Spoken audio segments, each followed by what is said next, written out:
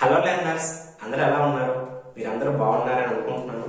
మీరందరూ కూడా నేను ఛానల్లో అప్లోడ్ చేసిన ప్రతి వీడియో కూడా చూస్తూ మీరు ఫాలో అవుతున్నారని అనుకుంటున్నాను. ఇప్పటి వరకు మన ఛానల్లో చాలా వీడియోస్ అనేది మనము అప్లోడ్ చేసాము. అందులో మొదటిది రిపీటెడ్ యాక్షన్స్, రెండోది కంప్లీట్ యాక్షన్స్, మూడోది ఫ్యూచర్ యాక్షన్స్, ఇది నాలుగో video present continuous actions. So ఆ మూడు వీడియోస్ మీరు చూడాలంటే నా ఛానల్లోకి వెళ్ళి మీరు గ్రోత్ లో అవుతే మీకు వీడియోస్ కనిపిస్తాయి, చూడండి. సో ఈ రోజు వీడియోలో మనం నేర్చుకుంది ఏంటంటే ప్రెజెంట్ కంటిన్యూస్ యాక్షన్స్. ఇంతకీ ప్రెజెంట్ కంటిన్యూస్ యాక్షన్స్ అంటే ఏంటి అంటే, మనం ప్రస్తుతం ఏదైనా పనులు కంటిన్యూగా చేస్తూ ఉంటే దాన్ని ప్రెజెంట్ కంటిన్యూస్ యాక్షన్స్ అంటారు. ఫర్ ఎగ్జాంపుల్, నేను తింటూ ఉన్నాను. నేను తింటూ ఉన్నప్పుడు నువ్వు వచ్చావరా అంటే, నువ్వు అన్నం తిన్నానంటే కంటిన్యూ చేస్తూ ఉన్నావు. లేకపోతే నేను చదువుతూ ఉన్నప్పుడు వచ్చిన డిస్టర్బ్ చేసావా అంటాం. అంటే ప్రెజెంట్ చదువుతూ ఉన్నాను, నేను ప్రెజెంట్ తింటూ ఉన్నాను, నేను ప్రెజెంట్ చదువుతూ ఉన్నాను, లేకపోతే నేను ప్రెజెంట్ ఆడుతూ ఉన్నాను, నేను ప్రెజెంట్ పాడుతూ ఉన్నాను. అంటే ప్రస్తుతం ఏదైనా పనులు కంటిన్యూగా చేస్తూ ఉంటే దాన్ని ఏమంటామంటే ప్రెజెంట్ కంటిన్యూస్ యాక్షన్స్ అనేసి అంటాం. ఓకేనా? సో ఇప్పుడు దీన్ని మనం సెంటెన్స్ ఏ విధంగా ఫ్రేమ్ చేయాలి ఇంగ్లీష్ లో, దాని యొక్క ట్రాన్స్లేషన్ ఏ విధంగా ఉంటుంది అని మనం ఇప్పుడు డీటెయిల్ గా చూద్దాం. ఓకే, సో చూడండి, ప్రెజెంట్ కంటిన్యూస్ యాక్షన్స్ దీని యొక్క స్ట్రక్చర్ ఏంటంటే subject am, is, are, V1 plus ING. Okay, so ఇందులో సబ్జెక్ట్స్ ఫస్ట్ మనము చూద్దాం. హీ, సీ, ఇట్ అనేది దే, వి, యు, ఐ. దీని యొక్క మీనింగ్ మీకు తెలుసు. సో ఇందులో ఈ 4 సింగులర్ సబ్జెక్ట్స్, ఇక్కడ ఐ కూడా singular subjects, they, we, you అనేది ప్లూరల్ సబ్జెక్ట్స్. సింగులర్ అంటే ఒక్కొక్కరు ఉంటారు, ప్లూరల్ అంటే ఒకరికంటే ఎక్కువ ఉంటారు. ఓకే, ఇప్పుడు మనం స్ట్రక్చర్స్ ని ఏ విధంగా ఫ్రేమ్ చేయాలో, ఫామ్ చేయాలో ఇప్పుడు మనము చూద్దాం. చూడండి, first he is drinking water అంటే సబ్జెక్ట్. సింగులర్ కి ఈజ్ వస్తుంది, కాబట్టి హీ ఈజ్ డ్రింకింగ్ వాటర్. చూడండి, హీ ఈజ్ డ్రింకింగ్ వాటర్. అతను వాటర్ తాగుతూ ఉన్నాడు ప్రస్తుతం. ఓకే, అతను వాటర్ తాగుతూ ఉన్నాడు. నెక్స్ట్ నెగిటివ్ గా చెప్పాలి, అతను వాటర్ తాగడం లేదు ప్రస్తుతం, కాబట్టి he is not drinking water. He is అంటే హీ పైన అన్ని ఫ్రేమ్ చెప్తాం. He is not drinking water. అతను వాటర్ త్రాగడం లేదు, అతను నీరు త్రాగుతూ లేడు. Okay, he is not drinking water అంటే అతను నీరు త్రాగుతూ లేడు. అలాగే ఈ ఈజ్ నాట్ ని కాన్సెప్ట్ చేస్తూ వచ్చేది ఏంటంటే ఇజెంట్. సో ఈజ్ నాట్ బదులు మనం ఇజెంట్ పెట్టి కూడా మనం ఫ్రేమ్ చేయవచ్చు. కాబట్టి హీ ఇజెంట్ డ్రింకింగ్ వాటర్, అతను నీరు త్రాగుతూ లేడు అంటే సంథింగ్ ఇంకా వేరే వర్క్ ఏదైనా చేస్తూ ఉన్నాడని అర్థం. ఓకే, ఇప్పుడు దీని నుంచి మనం క్వశ్చన్స్ అనేది మనం ఫ్రేమ్ చేయాలి. ఏ విధంగా ఫ్రేమ్ చేస్తామంటే, చూడండి, స్ట్రక్చర్ మీకు అర్థమైంది కదా. సబ్జెక్ట్, తర్వాత ఈజ్, V1 ప్లస్ ING, ఇది స్ట్రక్చర్. సో ఈ మూడింటిని కలిపితే వచ్చేదే ఇగో ఈ సెంటెన్స్. ఓకేనా? సో ఇప్పుడు క్వశ్చన్ వేయాలి, అతను వాటర్ తాగుతూ ఉన్నాడా అంటే ఈ ఈజ్ ని ముందుకు తీసుకెళ్ళాలి.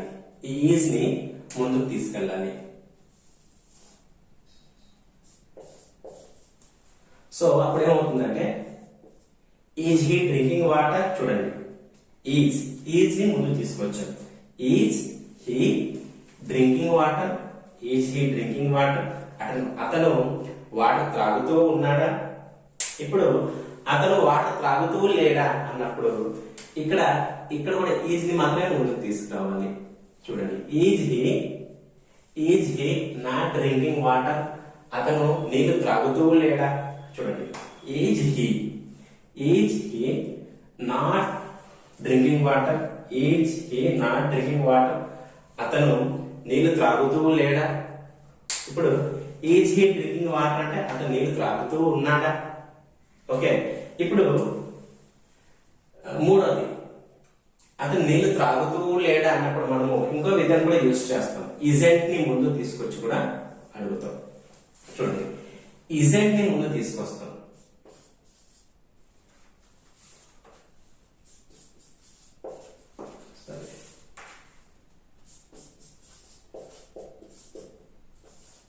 చూడండి, isn't isn't he drinking water, అతను నీరు త్రాగుతూ లేడా అంటే ఇజెంట్ ఈజ్ నాట్ ని కాంటాక్ట్ చేసి వచ్చేది ఇజెంట్ కాబట్టి ఈ ఇజెంట్ ని డైరెక్ట్ గా ముందు తీసుకొచ్చి కూడా క్వశ్చన్ వేయచ్చు. సో ఇజెంట్ హీ ఇజెంట్ ముందు తీసుకొచ్చాం కదా, ఇజెంట్ హీ డ్రింకింగ్ వాటర్, అతను వాటర్ త్రాగుతూ లేడా, నీరు త్రాగుతూ లేడా. సో ఈ విధంగా మనం క్వశ్చన్స్ ని ఫ్రేమ్ చేయొచ్చు.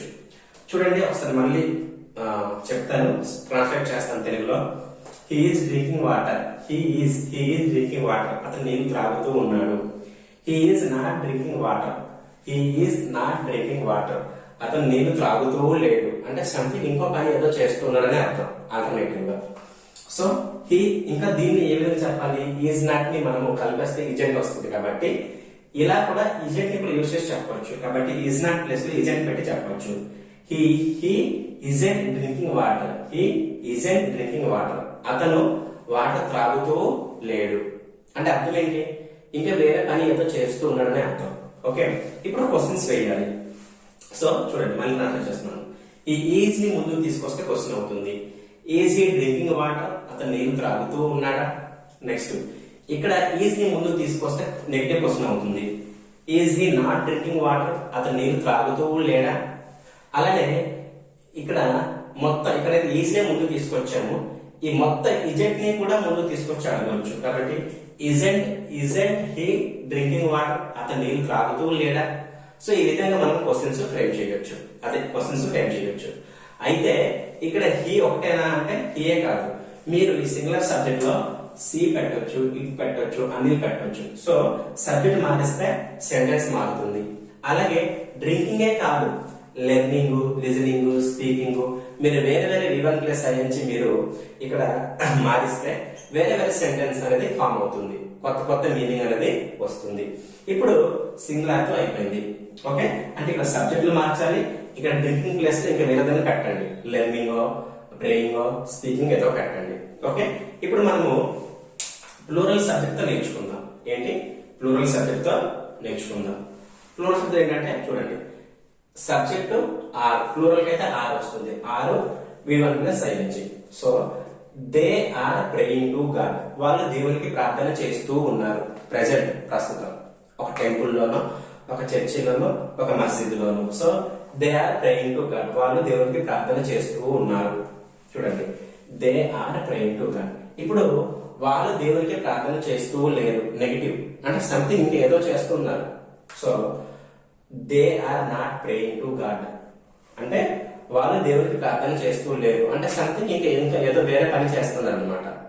Okay, so they are not, ఇక్కడ they are negative, they are not praying to God, వాళ్ళు దేవుడికి ప్రార్థన చేస్తూ లేరు, వేరే పని ఏదో చేస్తూ ఉన్నారు అని అర్థం. ఇప్పుడు ఇంకా ఈ ఆర్ నాట్ ని కాకుండా మనము కలిపి రాస్తే, కాంటాక్ట్ చేస్తే రాస్తే అరెంట్ అవుతుంది. So they aren't praying to God.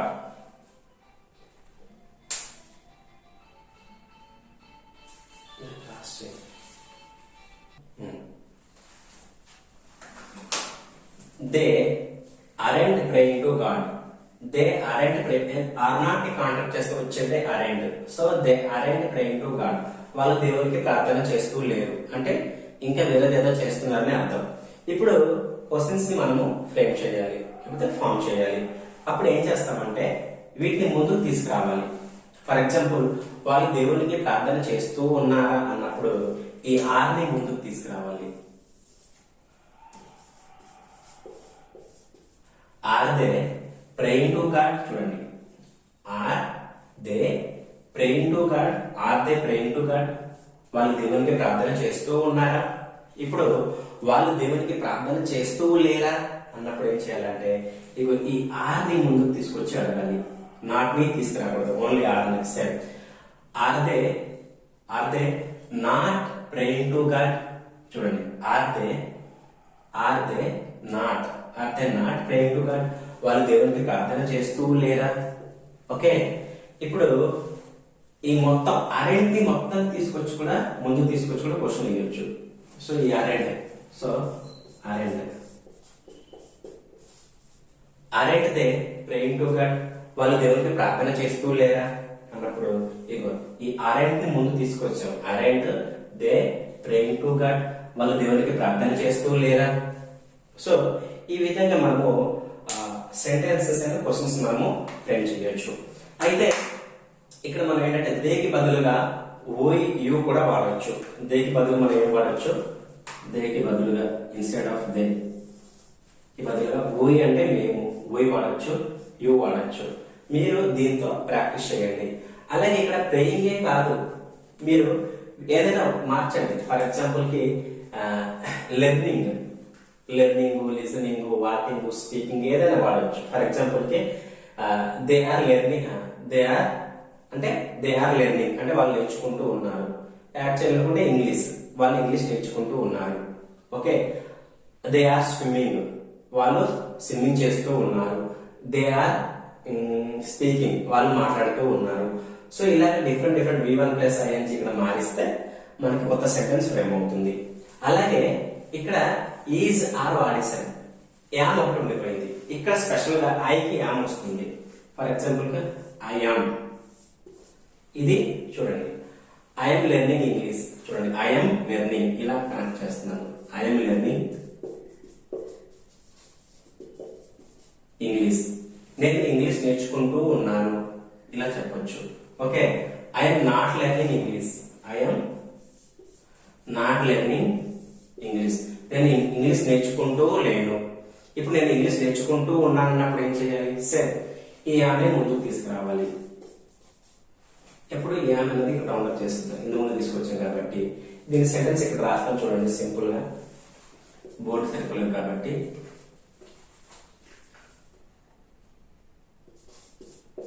Question ఇక్కడ రాస్తాను, కన్ఫ్యూజ్ అవ్వద్దు.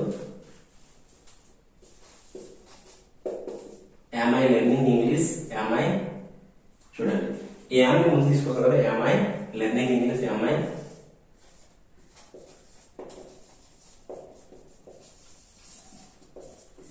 లెర్నింగ్ ఇంగ్లీష్, నేను ఇంగ్లీష్ నేర్చుకుంటూ ఉన్నానా? లేకపోతే am I not learning English,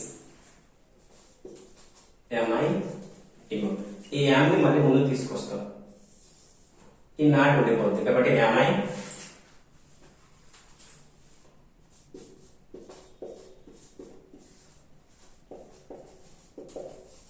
not learning English, నేను English not learning English question mark, నేను ఇంగ్లీష్ నేర్చుకుంటూ లేనా? చూడండి ఐఎమ్ లెర్నింగ్ ఇంగ్లీష్, నేను ఇంగ్లీష్ నేర్చుకుంటూ ఉన్నాను. ఐఎమ్ నాట్ లెర్నింగ్ ఇంగ్లీష్, నేను ఇంగ్లీష్ నేర్చుకుంటూ లేను. ఓకే, ఇప్పుడు క్వశ్చన్ అయ్యాలి, నేను ఇంగ్లీష్ నేర్చుకుంటూ ఉన్నాను అన్నప్పుడు యామ్ ముందు తీసుకెళ్ళాలి. యామ్ ఐ లెర్నింగ్ ఇంగ్లీష్, నేను ఇంగ్లీష్ నేర్చుకుంటూ ఉన్నానా? నేను ఇంగ్లీష్ నేర్చుకుంటూ లేనా అన్నప్పుడు ఈ యామ్ ముందు తీసుకెళ్ళాలి. Yam I not learning English, నేను ఇంగ్లీష్ నేర్చుకుంటూ లేనా? సో ఈ విధంగా మనము సింగులర్ సబ్జెక్ట్స్ తో, ప్లూరల్ సబ్జెక్ట్స్ తో, ఐతో మనం సెంటెన్స్ ని ఫ్రేమ్ చేస్తాం. సబ్జెక్టులు మారుస్తూ మనం కొత్త సెంటెన్స్ ని ఫ్రేమ్ చేయొచ్చు. అలాగే V1 ప్లస్ ING ని మారుస్తూ కూడా కొత్త సెంటెన్స్ ని మనము ఫ్రేమ్ చేయొచ్చు. సో ఇది లెర్నర్స్ ఈరోజు టాపిక్ మీకు అర్థమైంది అనుకుంటున్నాను.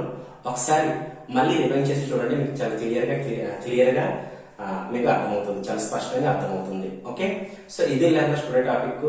సో ఖచ్చితంగా ఇది మీకు యూస్ఫుల్ అనిపిస్తే మీకు తెలిసిన వాళ్ళకి, మీ ఫ్రెండ్స్ కి, మీ స్నేహితులకి, మీ రిలేటివ్స్ కి పంపించండి, మీ ఫ్యామిలీ మెంబర్స్ కి పంపించండి. సో ఎవరైతే ఇంగ్లీష్ నేర్చుకోవాలనే కళతో ఆశతో ఉంటారో వాళ్ళు ఇంగ్లీష్ నేర్చుకోవడానికి మీరు హెల్ప్ చేయండి. అలాగే నాకు కూడా సపోర్ట్ చేయండి. థ్యాంక్ యూ లెర్నర్స్, మరొక వీడియోతో కలుసుకుందాం.